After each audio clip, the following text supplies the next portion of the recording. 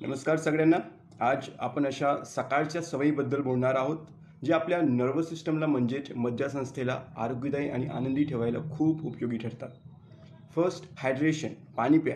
सकाळी उठल्यानंतर फ्रेश होऊन लगेच 10 पिंड खजूर आणि 1 ग्लास पाणी प्यावा.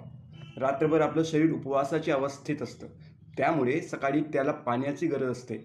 हायड्रेशनमुळे मज्जासंस्था सक्रिय होते आणि शरीरातील हालचाल सुरळीत होते.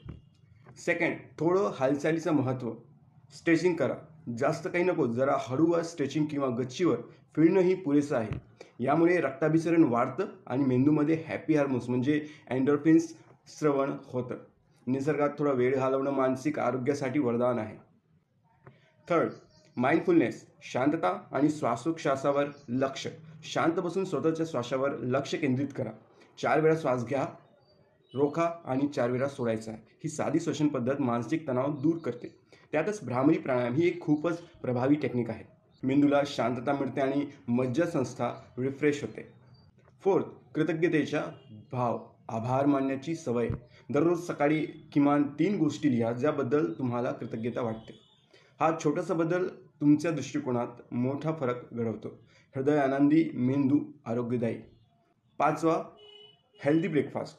शरीराला इंधन द्या. प्रोटीन, हेल्दी फॅट्स आणि संपूर्ण धान्य असलेली ब्रेकफास्ट घ्या. यामुळे दिवसभर ऊर्जा टिकते, चिडचिड कमी होते आणि मेंदूला पोषण मिळतं. तर मग हे झाले आपले सकाळचे 5 सोपे पण परिणामकारक रिच्युअल्स.